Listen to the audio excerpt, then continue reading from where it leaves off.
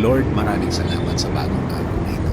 Panginoon, maraming salamat sa bagong araw na dumating na may dalang pag-asa, na may dalang bagong pangako. Alam namin na magiging maganda at maayos ang araw na ito.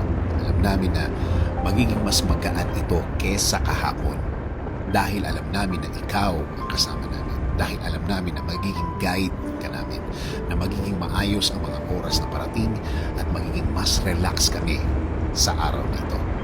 Dahil alam namin na sa bawat umaga na dumadating, may bago kaming marireceive na bagong blessings na makakatulong sa amin, na makakagaan at mabigat na kalagayan namin, Lord. Isinusuko po namin ang lahat ng aming problema sa inyo, Panginoon. Alisin niyo po ang lahat ng nagpapabigat ng aming mga damdamin. Alisin niyo ang mga nagpapabigat ng aming puso.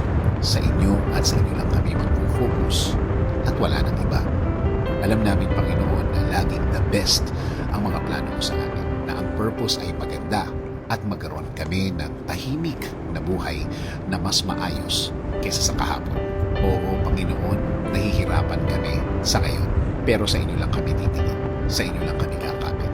Dahil alam namin na kapag ikaw na ang nasa gitna ng sitwasyon, ang lahat ay magiging okay. Hindi ko man alam ang bawat step na gusto mong gawin sa aking buhay. Magtitiwala pa rin ako ng lubos. I will hold on to your promises in my life. Alam kong di mo ako pababayaan. Salamat Lord para sa mga bagay na dadating sa amin ngayon na pagpapala. Alam namin sa inyo lahat galing ang mga ito, na ito ay bahagi ng makukuha namin sa inyo bilang anak ninyo, bilang ama namin.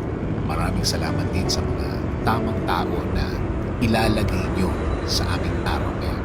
Pinili nyo po ang mga taong ito para magbigay ng tamang impluwensya sa aming buhay at tamang gawing halimbawa sa mga pagkakataong gagawa kami ng desisyon. Lord, huwag niyo rin pong pabayaan ang aking pamilya, ang aking mga mahal sa buhay. Alagaan niyo rin po sila tulad ng pag-aalaga niyo sa akin. Patuloy niyo pong i-guide sila sa tama tulad ng guidance na ibinibigay niyo sa akin. Pangako, Panginoon, sa inyo na kami titingin, sa blessings niyo, sa mga kaya niyong gawin para sa buhay ko at hindi sa sarili kong lakas. Mananatili ka palagi sa aming mga puso at isip araw-araw.